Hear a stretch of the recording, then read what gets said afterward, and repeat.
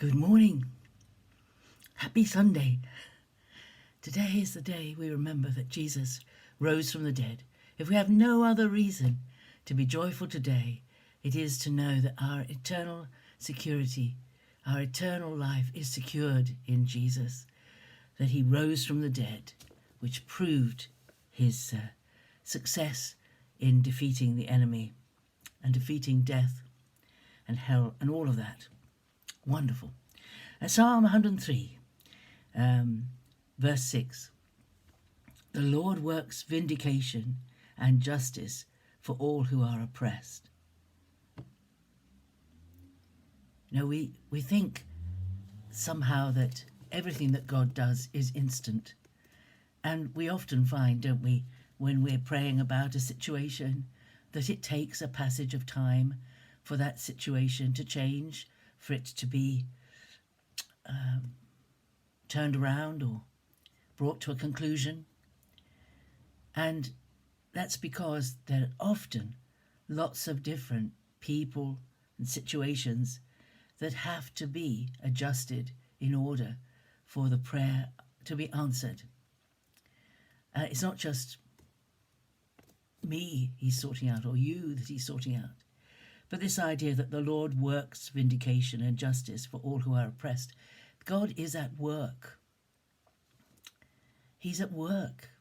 Even when we think he's not doing anything, he is at work. He is moving on our behalf. He is answering our prayers.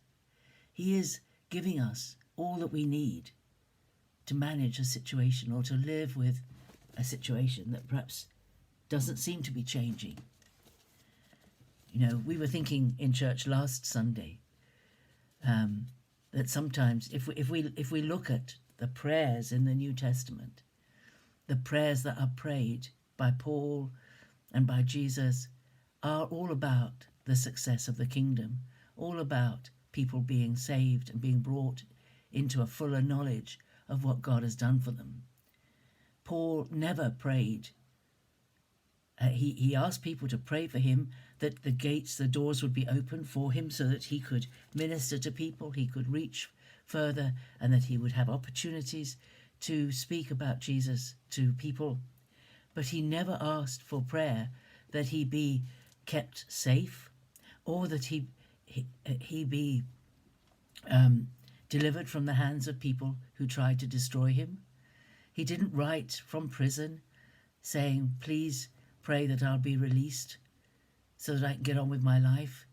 No, he prayed for strength and he prayed that the will of God in his life should be completed.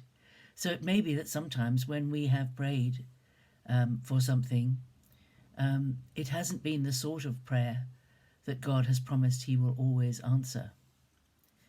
You know, the fact is, unfortunately, that every one of us is going to suffer the death of loved ones. We're going to die ourselves at some point. It's part of life. And God is the one who decides how long. You know, it says in Psalm 139, doesn't it, that every day that we have is written in his book before they ever come together. But he does give us everything that we need, and he leads us to those who can support us and comfort us. But the thought I had in my mind this morning was simply that God is working. He is sorting things out for us. He is bringing about vindication and justice for those who are oppressed. He's doing that. He has it on his heart. It's a prime mover for him to do that. Is it that song, Waymaker, that has a refrain in it?